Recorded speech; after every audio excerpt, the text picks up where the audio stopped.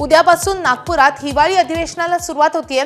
मात्र यंदा प्रथमच विधिमंडळाच्या हिवाळी अधिवेशनामध्ये दोन्ही सभागृहाचं कामकाज हे विरोधी पक्षनेत्यांच्या शिवायात चालणार आहे। हिवाळी अधिवेशनाच्या पूर्वसंध्येला सत्ताधाऱ्यांकडून चहापानाचं आयोजन करण्यात आलेलं होतं। मात्र सरकारच्या चहापानावर याही वेळी विरोधक बहिष्कार टाकणार असल्याची माहिती कळते आणि ही माहिती विश्वसनीय सूत्रांनी एबीपी माझाला दिली आहे। दुपारी 12 वाजता विरोधी पक्षांच्या नेत्यांची बैठक होईल आणि यामध्ये विरोधकांची स्ट्रॅटेजी ही ठरवली जाईल।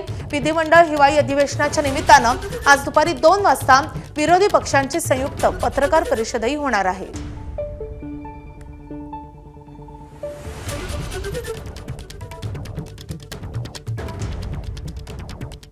दरम्यान याचा आढावा घेतलेला आमचे प्रतिनिधी निलेश बुधावले यांनी।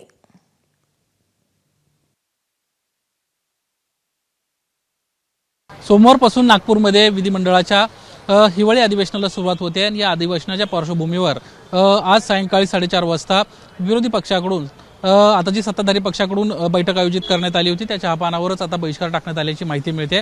काही वेळापूर्वीच महाविकास आघाडीची विधान भवन परिसरामध्ये एक बैठक पार पडली आणि त्या बैठकीमध्ये प्रामुख्याने या विषयासंदर्भात निर्णय घेण्यात आलेला आहे। खरं तर या हिवाळी अधिवेशनामध्ये सरकारकडून मोठ्या प्रमाणामध्ये अपेक्षा असताना देखील मागच्या काही दिवसांमध्ये ज्या पद्धतीने राज्यात घडामोडी घडलेल्या आहेत त्यावरून ही नाराजी असल्याचं देखील विरोधी पक्षाकडून सांगण्यात आलेलं आहे।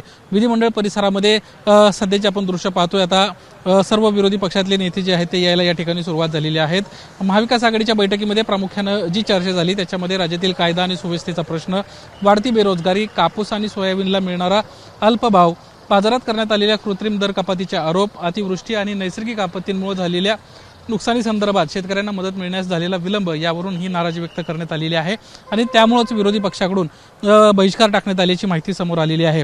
ह्या अधिवेशनामध्ये प्रामुख्याने जरी सत्ताधारी पक्षाच्या चहापानावर विरोधकांनी बहिष्कार टाकला असला तरी सोमवारपासून विरोधी पक्ष मोठ्या प्रमाणात आक्रमक झाल्याचा दिसेल। खास करून उपमुख्यमंत्री अजित पवार यांचे पुत्र पार्थ पवार यांचं जे जमीन गैरव्यवहार प्रकरण समोर आलेले आहे त्या प्रकरणात प्रमुख नेत्यांवर किंवा प्रमुख त्यातल्या आरोपींवर कारवाई न होणं किंवा संजय शिरसाट यांचं नवी मुंबईतील जमीन घोटाळा प्रकरण असेल सिडको संदर्भातलं या सगळ्या विषयांवर आक्रमक होताना आपल्याला विरोधी पक्ष दिसणार आहेत। त्या संदर्भातली देखील चर्चा आजच्या या बैठकीमध्ये पार पडल्याची माहिती एबीपी माझाला विश्वसनीय सूत्रांनी दिली आहे। कॅमेरामन अनिल सनगरे, निलेश बुधावले, एबीपी माझा, नागपूर।